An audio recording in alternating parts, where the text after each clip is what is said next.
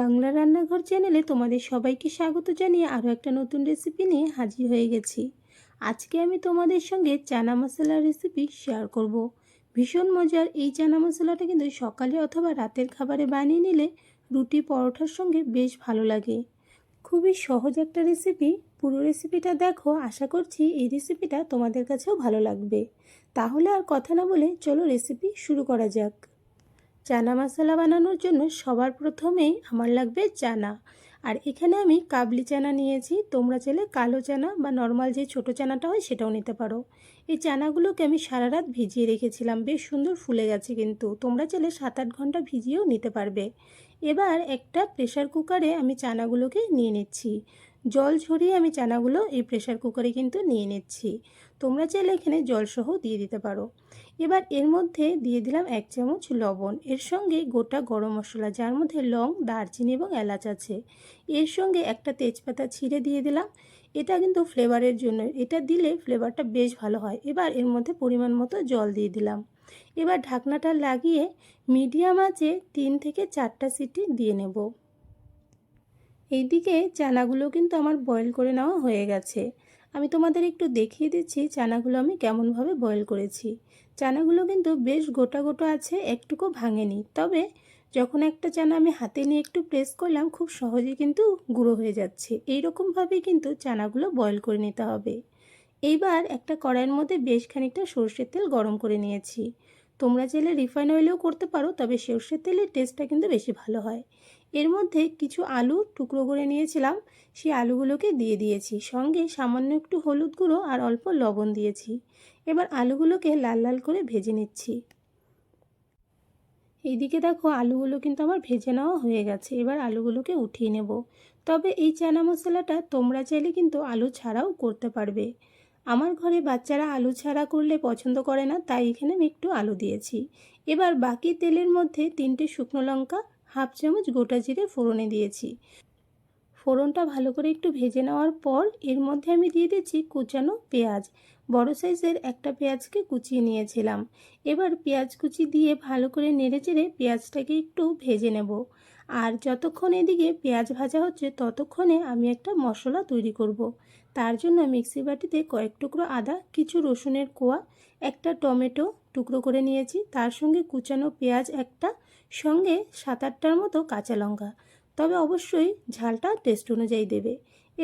এবার এই সব কিছুকে পেস্ট করে নিয়েছি। এইদিকে ততক্ষণে দেখো পেঁয়াজগুলো কিন্তু সুন্দরভাবে ভাজা হয়ে গেছে। এর মধ্যে পেস্ট করে নেওয়া মশলা দিয়ে দিলাম। এবার ভালো করে নেড়েচেড়ে একটু ভেজে নেব, যাতে করে আদা, রসুন, টমেটোর কাঁচা গন্ধ বের হয়ে যায় আর মশলাটা হালকা একটু কষানো হয়ে যাবে ততক্ষণে। দেখো মশলাটা হালকা করে একটু কষিয়ে নিয়েছি, তেল ছাড়তে শুরু হয়ে গেছে। এবার এর মধ্যে দিয়ে দিলাম হাফ চামচ হলুদ গুঁড়ো, 1 চামচ জিরের গুঁড়ো, 1 চামচ লাল লঙ্কার গুঁড়ো, অল্প একটু চিনি, তবে চিনিটা চাইলে তোমরা স্কিপ করতে পারো। তার সঙ্গে পরিমাণ মতো লবণ দিয়েছি। চানা বয়েল করার সময় কিন্তু আমি লবণ অ্যাড করেছি, তাই সেই অনুযায়ী বুঝে কিন্তু এখানে লবণ অ্যাড করবে। আমি খুব সামান্য একটু লবণ দিয়ে মশলাটাকে একটু নেড়েচেড়ে ভেজে নিয়েছি।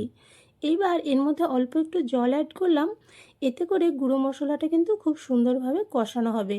সব মশলা একসঙ্গে মিশবে এবং কষানোটাও বেশ ভালো হবে এবং গুঁড়ো মশলার কোনো রকম গন্ধ থাকবে না।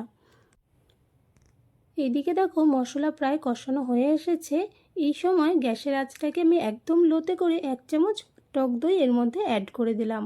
এবার টক দই দিয়ে কিন্তু ঝটপট করে মিশিয়ে নিতে হবে, আর অবশ্যই আঁচটা লো অথবা বন্ধ করে নিয়ে টক দই ভালো করে মশলার সঙ্গে মেশাতে হবে, নাহলে অনেক সময় টক দই কিন্তু ছানা হয়ে যায়। তাই ঝটপট করে মিশিয়ে নিতে হবে। এবার এই মশলাটাকে আরও 2-3 মিনিটের মতো কষিয়ে নেব। এইদিকে দেখো মশলা কিন্তু প্রায় কষানো হয়ে এসেছে। এবার এর মধ্যে আমি অ্যাড করে দিচ্ছি ভেজে রাখা আলুগুলো দিয়ে একটু ভালো করে নেড়ে চেড়ে নেব। খুব বেশি সময় ধরে কিন্তু কষানোর বা ভাজার দরকার নেই। ভালো করে একটু নেড়ে চেড়ে মশলা আলু একসঙ্গে মিশিয়ে নেব। আর তারপরে এর মধ্যে আমি অ্যাড করে দিচ্ছি সেদ্ধ করে রাখা চানা জলসহ। এর মধ্যে যে গোটা গরম মশলাগুলো আমি দিয়েছিলাম সেগুলোও কিন্তু আলাদা করিনি, সব কিছু কিন্তু এর মধ্যেই রয়েছে। তবে তোমরা চাইলে এই সময় গোটা গরম মশলা এবং তেজপাতা এখান থেকে আলাদা করতে পারো। আর ফ্লেভারটাও কিন্তু খুব সুন্দর বেরোচ্ছে। এইদিকে কিছুটা বয়েল চানা আমি একটা বাটির মধ্যে রেখে দিয়েছিলাম। এবার একটা হাতা দিয়ে চানাগুলোকে ভালো করে একটু মিহি করে গুঁড়ো করে নিয়েছি বা ভেঙে নিয়েছি। এবার এটা এর মধ্যে দিয়ে দিলাম।